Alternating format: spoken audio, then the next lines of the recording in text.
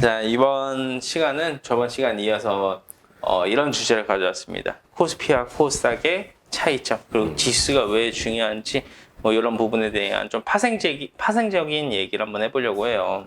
원철이 형, 코스피와 코스닥의 차이점이 뭐죠?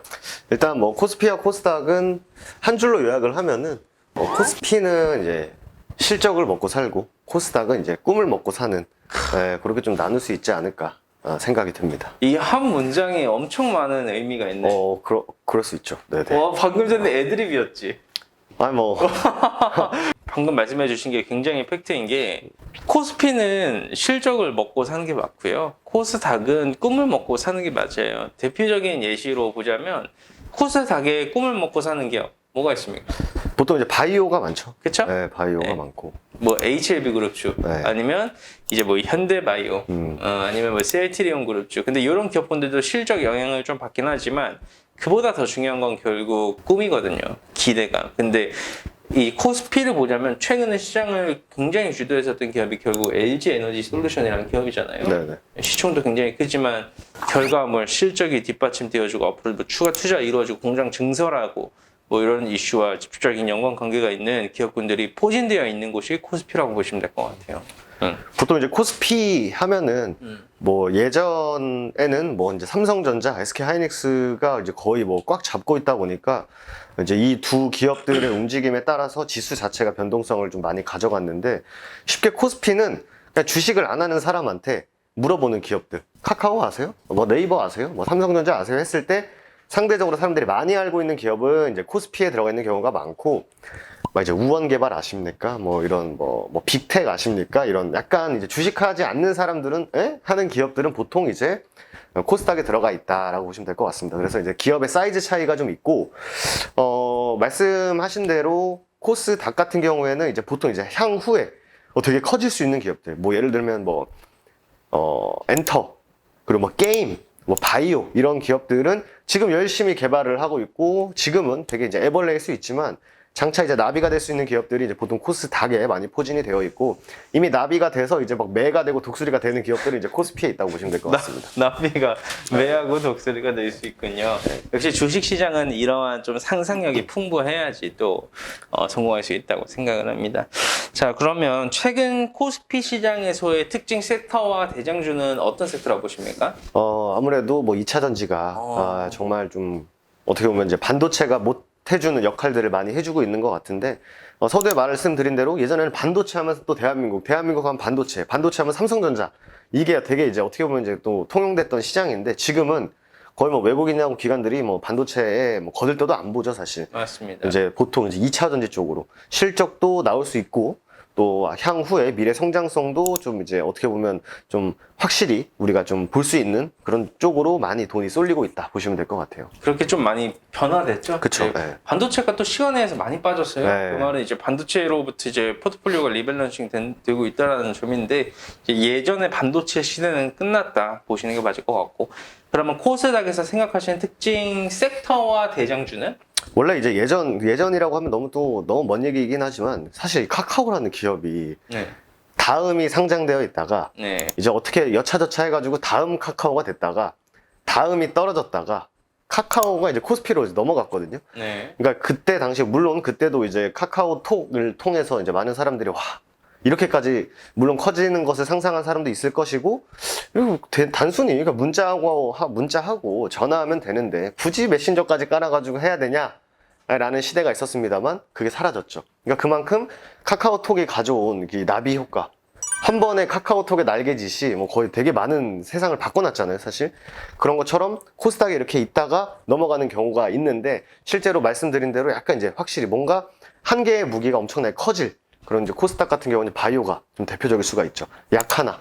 이 뭐 약 하나가 뭐 얼마나 뭐 파급력을 가지겠어요. 근데 뭐 엄청난 걸 고친다든지 하면은 기업의 가치는 커질 것이고 사이즈도 커지고 그러면 코스피로 넘어가는 이제 대표적으로 이제 바이오가 있다 보시면 될 것 같습니다. 결국 이 약 하나, 암을 극복하는 이 알약 하나. 네. 이게 굉장히 많은 파급력을 주지 않겠습니까?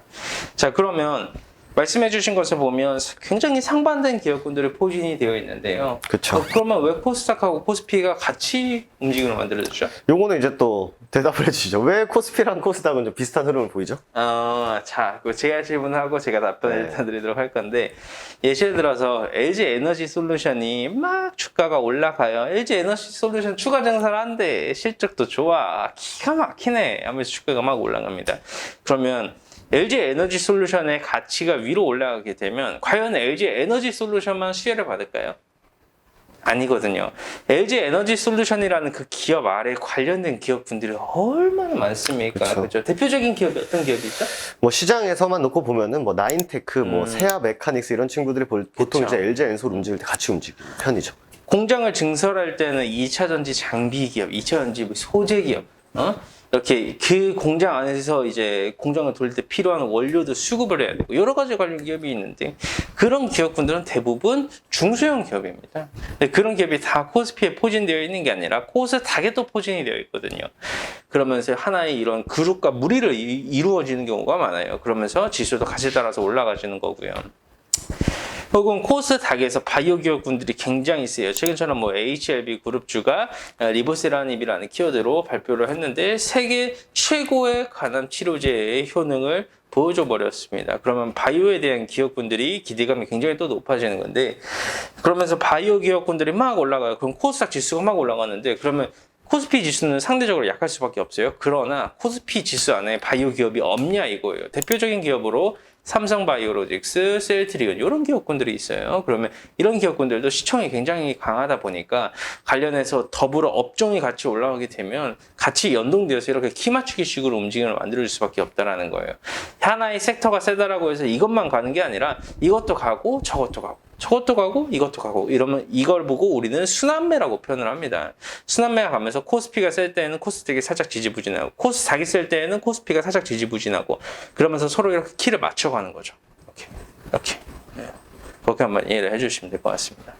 간단하게 코스피, 코스닥 이렇게 관련돼서 말씀드렸는데 제일 중요한 얘기를 지금 드릴까 해요. 그게 뭐냐면 그러면 코스닥, 코스피 이런 지수를 보는 이유 이게 왜 중요한지에 대해서 말씀드릴 건데 일단 뭐 선제적으로 제가 먼저 의견을 드리자면 모든 종목의 선정은 이 지수의 방향성에 따라서 바뀌게 됩니다.